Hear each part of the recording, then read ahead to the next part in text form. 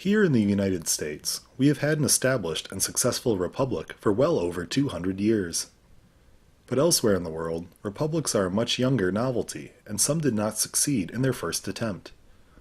Such was the case in 20th century Spain, where several years of attempted republican rule erupted into civil war, eventually giving way to a fascist dictatorship that lasted well into the 1970s.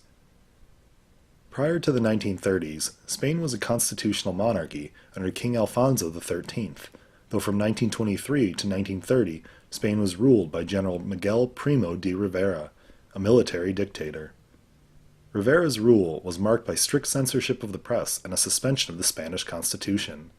However, Rivera did institute multiple infrastructure projects which lowered unemployment and aided the Spanish economy.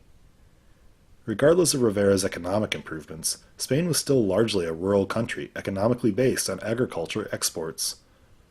As a result, Spain was hurt considerably by the international economic downturn caused by the 1929 Wall Street collapse. For example, the precipitous fall of the prices of wine and olive oil, two of Spain's chief exports, caused agriculture to be virtually a worthless endeavor. Rivera's policies did little to help. In 1930, he attempted to raise public loans to pay for his social programs. This blunder and the continued economic downturn caused Rivera to resign. In the wake of Rivera's resignation, Spain held its first democratic elections of the 20th century in 1931. The elections returned a heavily Republican majority who favored a reorganization of the Spanish government. Rather than fighting to keep the constitutional monarchy intact, Alfonso XIII chose instead to abdicate the Spanish throne and declare Spain a republic in April 1931. The general elections that followed created a socialist government, which attempted several Marxist reforms, such as agrarian land redistribution, and also attacked the influence of the Catholic Church in Spain. This naturally angered the traditional landowners, who along with the Catholic Church held considerable power within Spain. Industrialists were also angry with the new government, as the government raised the wages of workers without consulting business owners. The outrage at the socialist policies of the Republican government led to an attempted military coup in 1932. Though the coup failed, it was indicative of the rising opposition to the left-wing Spanish government. In the following year, the right-wing party defeated the socialists at the ballot box, winning an outright majority and almost double the amount of seats the socialists had won. The right-wing government began dismantling the socialist reforms of the past 2 years, only to be defeated by a narrow margin in the 1936 election, and see the Socialist Popular Front, led by President Miguel Azaña, reinstitute the same measures. At this point, generals of the right-wing leaning nationalist army began plotting to overthrow the Spanish government. Sensing this, the Spanish government began arming left-wing political organizations out of fear any right-wing revolt would have the support of the bulk of the army. With tension between the two sides at its breaking point, General Emilio Mola declared open revolt against the socialist government in Navarre in July 1936.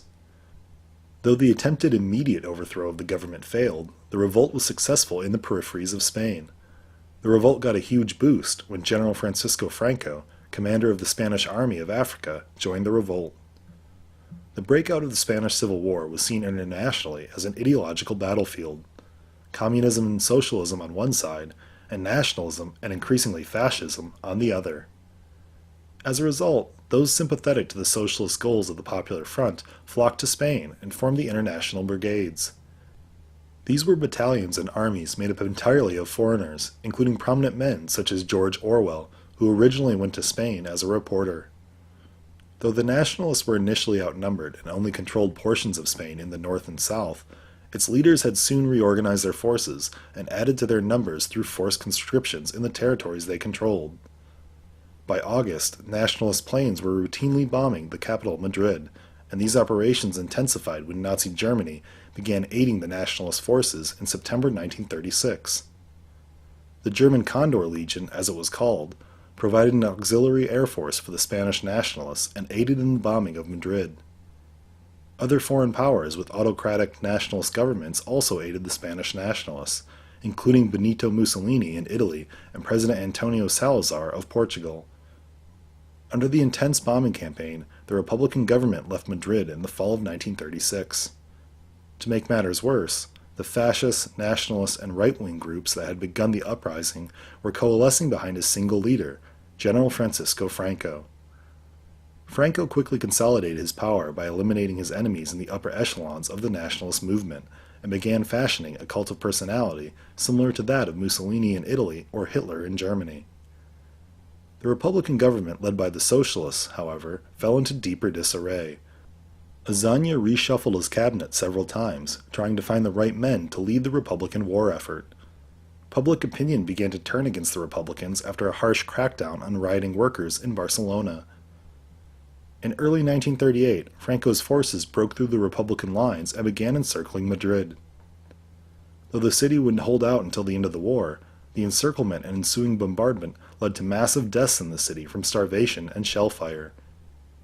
With these breakthroughs, the Republicans' last remaining area of strength was in Catalonia in eastern Spain. In the Battle of Ebro in the summer and fall of 1938, Franco's forces smashed what remained of the Republican army, and Barcelona fell to the Nationalists in January 1939.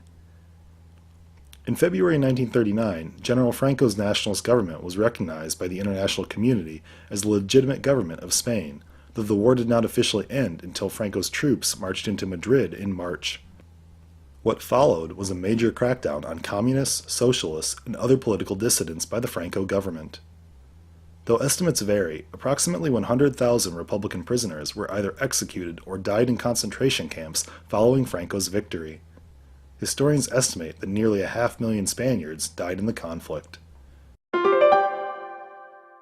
Spain's dysfunctional government and precarious economy were both effectively broken by the international economic downturn known as the Great Depression.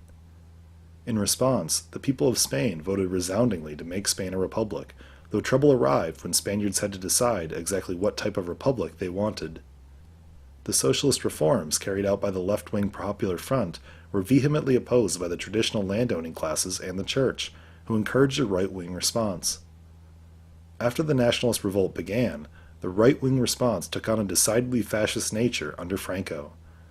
Franco's eventual triumph in early 1939 spelled doom for thousands of Spanish Republicans, communists, and political dissidents.